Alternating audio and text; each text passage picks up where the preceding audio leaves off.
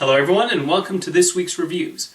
Peter Parker is ready for vacation and this time he joins his classmates for a school trip to Europe.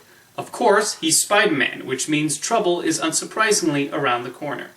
What will he have to do to save the world this time? This is Spider-Man Far From Home. I really enjoyed Spider-Man Homecoming as a funny high school comedy mixed in with the expected superheroics. The sequel also delivers in that regard, and by moving the action to Europe, we get a bit of a break from Spidey's usual New York habitat. Director Jon Watts uses the locations to his advantage in mounting the various action scenes, which are really well put together.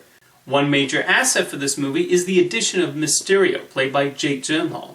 I really like the scenes he had with Peter, and the interesting friendship they formed. Gyllenhaal is especially good in the role, and when the movie shows his powers, they're visually impressive. Like a lot of people, I loved the inventive animation of Into the Spider-Verse, so it was nice to see Far From Home bring its own visual flair with the Mysterio scenes. The humor from the vacation scenes also work quite well, and not just through Peter and his best friend Ned, but also with the bully Flash Thompson and the teachers chaperoning the students.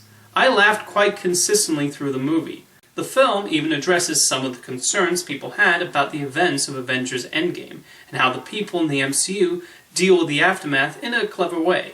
The movie also touches on how Peter himself is reacting, and we see him grow through the course of the story.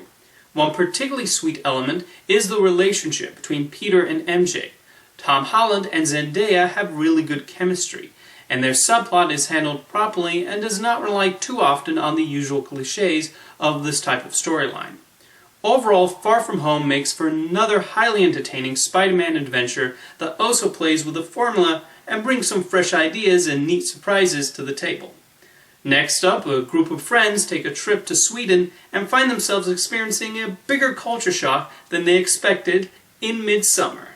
I really liked Ari Aster's directorial debut Hereditary, which I found unsettling in its depiction of a family going through grief. With Midsommar, he attempts to bring a similar sense of dread to a Swedish summer festival. On a technical level, the movie is very well done. The camera captures some striking visuals, whether it's a still shot or is panning through the houses in this village. Florence Pugh deserves mention for her lead performance, as she makes Danny a sympathetic character dealing with all kinds of emotions, and she sells it. Midsommar is definitely ambitious with what it sets out to do, and the audacity of the imagery is quite something. There are moments in the movie I won't forget anytime soon, but after settling down, I found the attempts at shock were just that. I never found the movie unsettling, but the scenes meant to shock just seem to exist for that reason, to freak out the audience. While there are a number of underlying themes in the movie, the main one seems to be, isn't Swedish culture odd?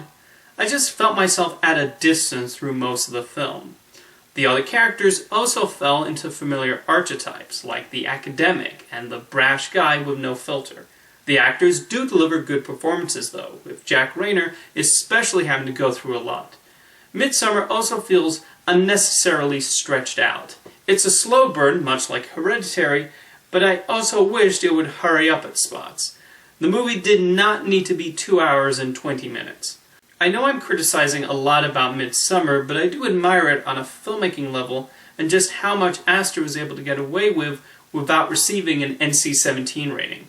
I just found it disappointed me on a story level and in the creepy department. Thank you for watching this week's reviews, and I'll see you next time.